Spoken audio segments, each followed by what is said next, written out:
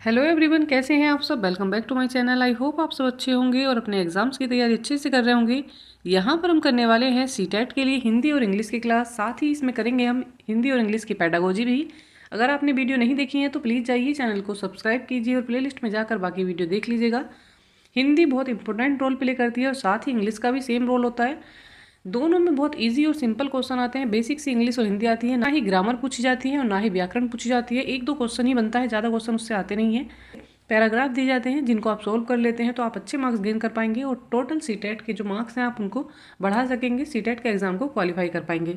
यहाँ पर पैराग्राफ को सोल्व करने से पहले एक टिप मैं आपको दे देती हूँ। पैराग्राफ जब भी आप सोल्व करें तो आंसर अपनी साइड से नहीं करेंगे। जो क्वेश्चन में पूछा गया है वो आंसर पैराग्राफ के अकॉर्डिंग ही देंगे, वही राइट माने जाते हैं। तो चलिए देर न करते हुए आते हैं पैराग्राफ पर। हजारों वर्षों से मनुष्य नदी की ओर खिंचता चला आया है, केवल इसीलिए नहीं कि वह हमारे खेतों की प्यास बुझाती है, बल्कि इसीलिए भी कि वह हमारी आत्मा को भी तृप्त करती है। संसार की सभी प्रमुख संस्कृतियों का जन्म नदियों की कोख से हुआ है। तो यहाँ पर कुछ पॉइंट हैं जिनको आप अंडरलाइन करते चलेंगे। भारतीय संस्कृति गंगा की देन है। भारतीय संस्कृति जो है किसकी देन है? ये गंगा की देन है। अंत में नदी क्या होती है? समुद्र में जाकर मिल जाती है। पानी जहाँ से चला था वहीं पर वापस पहुँच जाता है। इससे क्या तात्पर्य है कि जो पानी है, जो नदी है, वो समुद्र से निकलती है और वापस समुद्र में ही मिल जाती है। नदी कभी न समाप्त होने वाली निरंतर रचना है, एक ऐसी शक्ति जो नित्य पुनर्जीवित होती रहती है। किंतु नदी एक अस्थिर मित्र है और नदी को अस्थिर मित्र बताया गया है। हजारों वर्षों से वर्षा ऋतु में नदी के क्या होते हैं? तट पर बाढ़ का प्रकोप बना रहता है, जो नदी के किनारों पर बसने वाले लोगों को झेलना पड़ता है। नदी का पानी उफन पड़ता है और तटबंधों को तोड़ता हुआ गांव के गांव बहा ले जाता है। तो यहाँ पर हमने पैराग्राफ को रीड कर लिया है। चलिए इससे बनते हुए क्वेश्चन देखते हैं। क्वेश्चन नंबर 1 में दिया है संस्कृति का जन्म कहाँ होता है। तो कहाँ पर संस्कृति का जन्म होता है? ऑप्शन नंबर ए में दिया है समुद्र के किनारे, बी में दिया है खेतों के किनारे, ऑप्शन नंबर सी में दिया है नदियों के किनारे और डी में दिया है जंगल के किनारे। यहाँ पर right answer option number C हो जाएगा, नदियों के किनारे। संस्कृति का जो जन्म हुआ है वो कहाँ पर बताया गया है पैराग्राफ के अकॉर्डिंग? ऑप्शन नंबर सी यहाँ पर राइट हो जाएगा, नदियों के किनारे। देखते हैं क्वेश्चन नंबर 2। क्वेश्चन नंबर 2 में दिया है भारतीय संस्कृति देन है। तो भारतीय संस्कृति किसकी देन है? ए में दिया है समुद्र, बी में दिया है खाड़ी, सी में दिया है यमुना और डी में दिया है गंगा। यहाँ पर right answer option number D हो जाएगा। भारतीय संस्कृति जो है गंगा की देन है। ऑप्शन नंबर डी यहाँ पर करेक्ट है। देख लेंगे क्वेश्चन नंबर 3। क्वेश्चन नंबर 3 में दिया है नदी को अस्थिर मित्र क्यों कहा गया है। तो इसको अस्थिर क्यों कहा गया है? ऑप्शन नंबर ए में दिया है नदी वापस समुद्र में मिल जाती है, ऑप्शन नंबर बी में दिया है बाढ़ बनकर नुकसान पहुंचाती है, सी में दिया है नदी एक स्थान पर टिकती नहीं और डी में दिया है नदी का जल बहुत खारा होता है। ये ऑप्शन यहाँ पर रॉन्ग हो जाएंगे। समुद्र में मिलना और एक स्थान पर टिकती नहीं, ये यहाँ पर राइट नहीं होगा। यहाँ पर राइट आंसर जो है ऑप्शन नंबर बी हो जाएगा। नदी को स्थिर मित्र इसलिए कहा गया है, कभी तो वो बहुत लाभ पहुंचाती है और कभी जो है बहुत ज़्यादा नुकसान कर देती है। क्या होता है जब नदियाँ बरसात के मौसम में उफान पर आती है तो गांव के गांव को बहा कर ले जाती है, इसलिए वह अपनी मित्रता पर कायम नहीं रहती, अस्थिर मित्र कहलाती है। ऑप्शन नंबर जो बी है ये करेक्ट हो जाएगा। क्वेश्चन नंबर 4 में दिया है नदी क्या नहीं है। नदी को क्या नहीं बताया गया। ऑप्शन नंबर ए में दिया है अस्थिर मित्र, तो ये तो उसको बताया गया है, ये कट हो जाएगा। बी में दिया है पुनर्जीवित करने वाली, तो नदी को पुनर्जीवित करने वाली नहीं बताया गया है, पुनर्जीवित होने वाली बताया गया है। नदी खुद पुनर्जीवित होती है, ना कि दूसरों को पुनर्जीवित करती है, तो ये यहाँ पर राइट हो जाएगा। सी में दिया है निरंतर रचना है, तो ये भी यहाँ पर बताया गया है, तो ये रॉन्ग हो जाएगा। संस्कृति का उद्गम स्थल भी नदी को बताया गया है, इसलिए ये भी रॉन्ग हो जाएगा। यहाँ पर नदी को पुनर्जीवित करने वाली नहीं, पुनर्जीवित होने वाली बताया गया है। ऑप्शन नंबर जो बी है ये पैराग्राफ के अकॉर्डिंग राइट हो जाएगा। चलिए देख लेंगे क्वेश्चन नंबर 5। क्वेश्चन नंबर 5 में दिया है गद्यांश के अनुसार हमारे जीवन में नदी का बहुत महत्व इसलिए है क्योंकि। ऑप्शन नंबर ए में दिया है वह मीठा पानी देती है इसलिए महत्व है, ऑप्शन नंबर बी में दिया है सदा बहती रहती है, ऑप्शन नंबर सी में यहाँ पर दिया है केवल वही खेती का आधार है और ऑप्शन नंबर डी में दिया है जल ही जीवन है। तो यहाँ पर राइट आंसर क्या हो जाएगा? यहाँ पर राइट आंसर पैराग्राफ के अकॉर्डिंग ऑप्शन नंबर डी हो जाएगा, जल ही जीवन है, इसलिए नदी का हमारे जीवन में बहुत ज़्यादा महत्व है। ऑप्शन नंबर डी यहाँ करेक्ट है। देख लेंगे क्वेश्चन नंबर 6। क्वेश्चन नंबर 6 में दिया है मानव नदियों को केवल इसीलिए महत्व नहीं देता कि वह। तो यहाँ पर मानव केवल क्यों नदियों को महत्व नहीं देता है? ऑप्शन नंबर ए में दिया है खेतों की सिंचाई में मदद करती है, केवल इसीलिए उसको महत्व दिया जाता है। बी में दिया है हमारी आत्मा को तृप्त करती है, सी में दिया है संस्कृति को जन्म देती है या डी में दिया है निरंतर बनी रहती है। यहाँ पर बाकी के तीनों ऑप्शन पॉजिटिव हैं, इसलिए आप इसको कट कर देंगे। ऑप्शन नंबर जो ए है ये करेक्ट हो जाएगा। मानव जो है केवल इसीलिए नदी को महत्व नहीं दे रहा कि वो सिंचाई में मदद कर रही है। तो ऑप्शन नंबर जो ए है ये करेक्ट है। यहाँ पर हमें निगेटिव मैच करते हुए आंसर देखना था।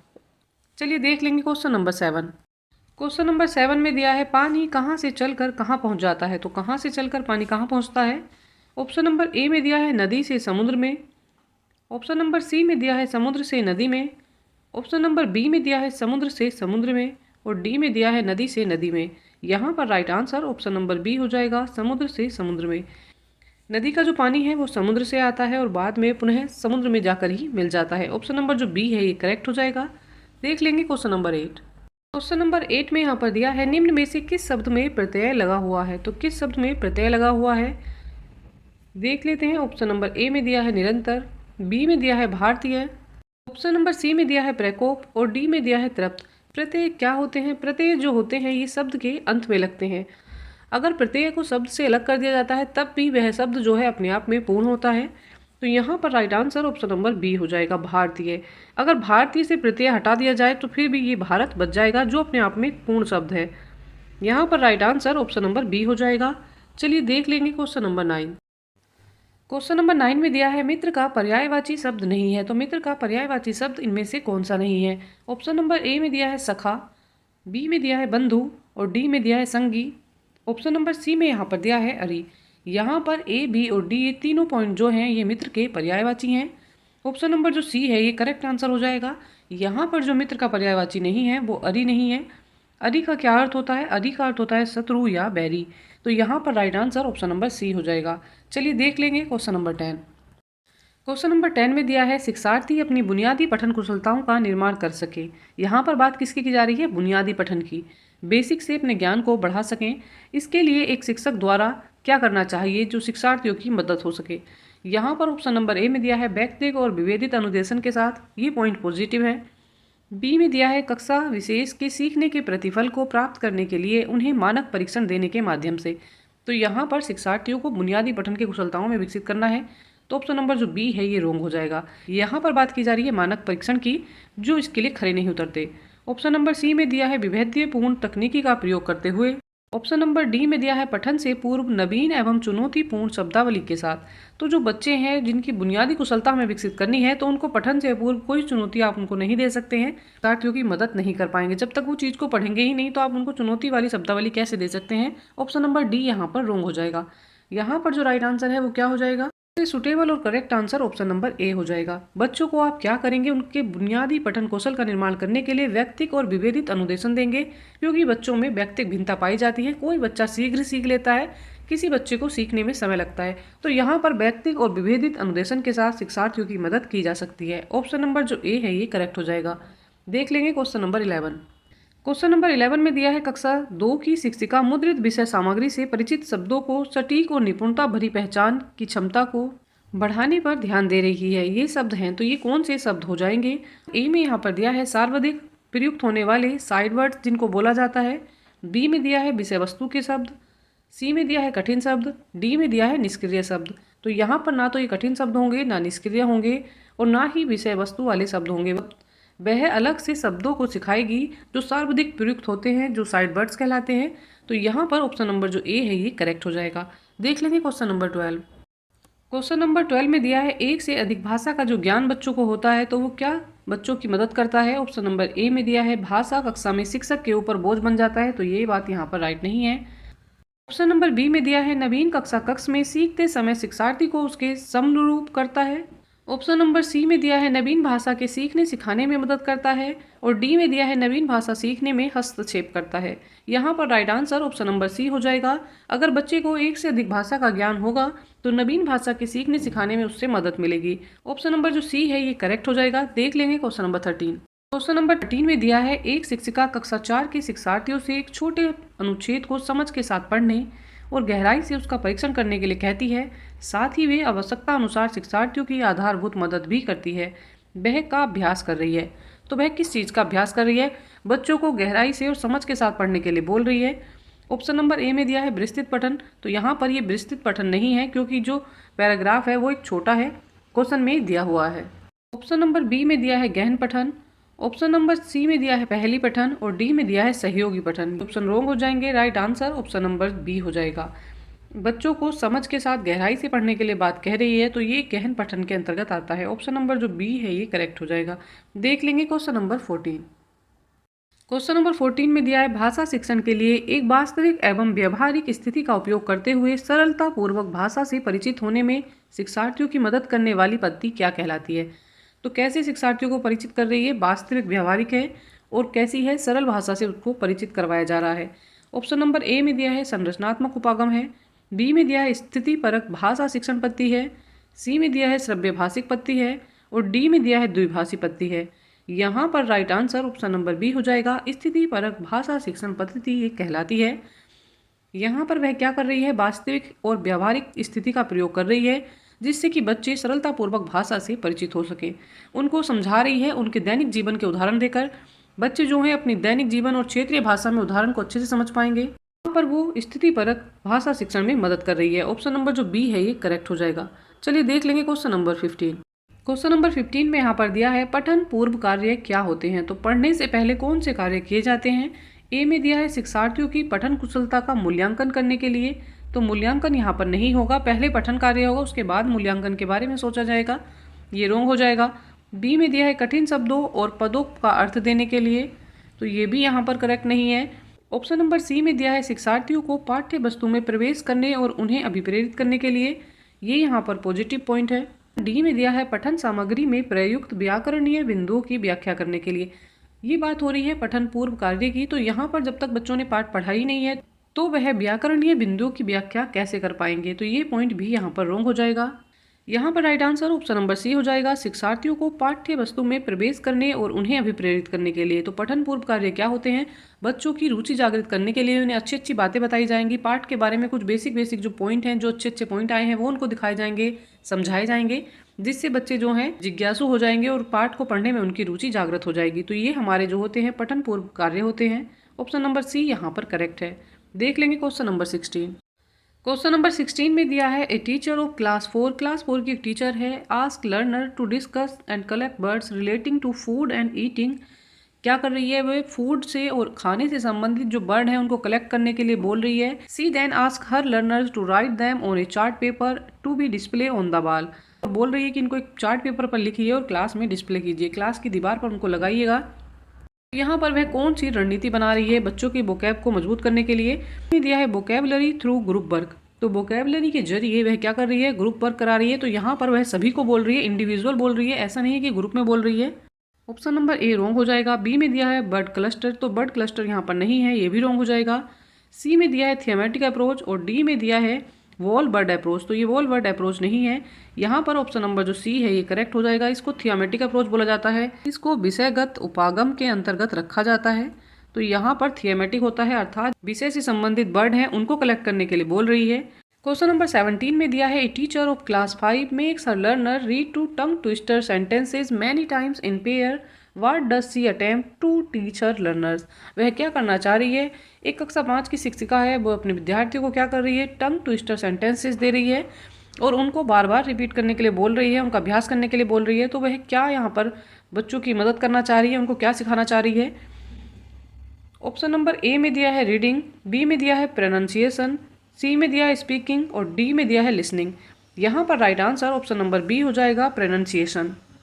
टंग ट्विस्टर सेंटेंस कैसे होते हैं, जैसे खड़क सिंह के खड़कने से खड़कती है खिड़कियाँ, तो इस तरह के सेंटेंस को बार बार रिपीट करने के लिए बोल रही है, उनको अभ्यास करने के लिए बोल रही है। तो यहाँ पर वह उनका उच्चारण सही करना चाह रही है, उनका प्रोनाउंसिएशन सही करना चाह रही है। ऑप्शन नंबर जो बी है ये करेक्ट हो जाएगा। चलिए देख लेंगे क्वेश्चन नंबर 18। क्वेश्चन नंबर 18 में यहाँ पर दिया है which of the following purpose do rhymes and songs serve during the formative learning for language learning. तो यहाँ पर अगर लैंग्वेज लर्निंग की क्लास हो रही है, उसमें क्या हो रहा है, राइम्स और सॉन्ग्स किए जा रहे हैं, तो वो लर्नर के लिए क्या यूजफुल रहेंगे। दिया है they are inputs for language learning, तो ये यहाँ पर पॉजिटिव हो जाएगा। जब भी लैंग्वेज लर्निंग की बात होती है तो उसके लिए ये इनपुट का काम करेंगे। बी में दिया है they exercise the imagination of learner, जो लर्नर की इमेजिनेशन है वो भी इम्प्रूव होगी, ये भी यहाँ पर राइट हो जाएगा। ऑप्शन नंबर सी में दिया है they are for memorization and drilling, जहाँ पर बात मेमोराइजेशन की आ जाती है, ड्रिलिंग की आ जाती है, तो ये निगेटिव कीवर्ड है, ये रॉन्ग हो जाएगा। ऑप्शन नंबर डी में यहाँ पर दिया है they are for rote learning, तो चीज़ों को याद करना या रट्टा मारना, ये भी जो आता है निगेटिव कीवर्ड है, तो ये भी आप कट कर देंगे। ऑप्शन नंबर ए और बी जो है ये करेक्ट हैं। पॉइंट नंबर ए और बी करेक्ट हैं। देख लेंगे राइट आंसर क्या है। यहाँ पर right answer option number D हो जाएगा। ए और बी जो है ये ट्रू है। देख लेंगे question number next. Question number 19 में दिया है learner of class 4 are asked to their parents and grandparents about their childhood and social life when they were children. Teacher क्या कर रही है, कक्षा 4 के जो शिक्षार्थी हैं उनसे बोल रही है कि अपने माता पिता अपने दादा दादी से बात करिए, उनकी सोशल लाइफ सामाजिक जीवन के बारे में जानिए और क्या करिए उनके बचपन के बारे में जानिए। They have to make an oral presentation about their interaction in the classroom. तो वह क्या कर रही है, जो उन बच्चों ने अपने माता पिता से अपने दादा दादी से जाना है उसके बारे में एक ओरली प्रेजेंटेशन उनको क्लासरूम में देनी है और later they make a poster on it to display on the walls. और इसके ऊपर बाद में उनको क्या बनाना है, एक पोस्टर भी बनाना है और दीवार पर क्या करना है कक्षा की उनको डिस्प्ले करना है। What is this activity known as. तो इस तरह की जो एक्टिविटी है ये किस रूप में जानी जाएगी, को आप क्या कहेंगे। ऑप्शन नंबर ए में दिया है स्पीकिंग एक्टिविटी। तो बच्चे यहाँ पर खाली बोल ही नहीं रहे हैं, प्रेजेंटेशन ही नहीं दे रहे, साथ में उसको डिस्प्ले भी कर रहे हैं क्लासरूम में। ऑप्शन नंबर बी में दिया है राइटिंग का कार्य भी नहीं हो रहा, साथ में स्पीकिंग भी हो रही है। सी में दिया है project work. Option number D में दिया है ओरल डेवलपमेंट टास्क। तो यहाँ पर केवल ओरल डेवलपमेंट टास्क नहीं हो रहा है। यहाँ पर right answer option number C हो जाएगा, प्रोजेक्ट वर्क कर रहे हैं, क्लास में ओरल प्रेजेंटेशन भी दे रहे हैं और दीवारों पर क्या कर रहे हैं, पोस्टर डिस्प्ले कर रहे हैं, उनके पोस्टर बना रहे हैं, उनको दीवारों पर लगा रहे हैं। तो ये एक प्रोजेक्ट वर्क के अंतर्गत आता है। बच्चे एक तरह से यहाँ पर प्रोजेक्ट कार्य कर रहे हैं। ऑप्शन नंबर जो सी है ये करेक्ट हो जाएगा। देख लेंगे क्वेश्चन नंबर 20 में यहाँ पर दिया है a teacher of class 3 gives each group of learners a word and ask her learners to find the words which can be added before or after the given word to make a new word. What is this known as. तो ये किस तरह से जाना जाएगा, इसको क्या आप कहेंगे। दिए हुए जो शब्द हैं उनमें क्या कर रही है, आगे पीछे कुछ शब्द जोड़कर नए शब्दों को बनाने के लिए कह रही है। तो यहाँ पर वह क्या कर रहे हैं, इसको क्या बोला जाएगा। ऑप्शन नंबर ए में दिया है कोलोकेशन, बी में दिया है वर्ड वेब, सी में दिया है वोकैबुलरी और डी में दिया है थियमेटिक वर्ड्स। यहाँ पर जो राइट आंसर है ऑप्शन नंबर ए हो जाएगा। इसको कोलोकेशन बोला जाता है। इनको बोला जाता है सहविन्यासी शब्द। इसका मतलब क्या होता है, बच्चे जो हैं किसी एक शब्द में कुछ नए शब्द जोड़ते हैं, कभी उन शब्दों को आगे लगाते हैं, कभी प्रत्यय के रूप में यूज़ करते हैं, कभी उपसर्ग के रूप में यूज़ करते हैं। तो इसको कोलोकेशन बोला जाता है। ऑप्शन नंबर ए जो है ये करेक्ट हो जाएगा। देख लेंगे क्वेश्चन नंबर 21। क्वेश्चन नंबर 21 में दिया है which one of the following statement is true. तो इनमें से कौन सा स्टेटमेंट जो कथन दिया हुआ है वो सही है, सत्य है। ऑप्शन नंबर ए में दिया है writing develops along with reading. तो ये पॉइंट यहाँ पर पॉजिटिव हो जाएगा। बी में दिया है reading develops first followed by writing. पहले क्या होता है, रीडिंग का विकास होता है, उसके बाद यहाँ पर राइटिंग सीखी जाती है। तो ये भी यहाँ पर रॉन्ग हो जाएगा। ऑप्शन नंबर सी में दिया है development of writing takes time. जो होता है राइटिंग का विकास ये समय लेता है। तो ये भी यहाँ पर रॉन्ग हो जाएगा। ऑप्शन नंबर डी में दिया है राइटिंग डेवलप्स बिफोर रीडिंग। तो पढ़ने से पहले राइटिंग विकसित हो जाती है, इसका विकास हो जाता है। तो ऑप्शन नंबर जो डी है ये भी रॉन्ग हो जाएगा। यहाँ पर जो राइट आंसर है ऑप्शन नंबर ए हो जाएगा, writing develops along with reading. लिखने का विकास किसके साथ हो सकता है, पढ़ने के साथ साथ लिखने का भी विकास हो सकता है। ऑप्शन नंबर जो ए है ये करेक्ट हो जाएगा। इसी के साथ यहाँ पर हिंदी इंग्लिश पेडागोजी की जो क्लास है ये कंप्लीट हो जाती है। आई होप क्लास आपके लिए हेल्पफुल रहेगी। अच्छी तैयारी के लिए हमारे साथ बने रहिएगा। चैनल को लाइक शेयर एंड सब्सक्राइब कीजिएगा।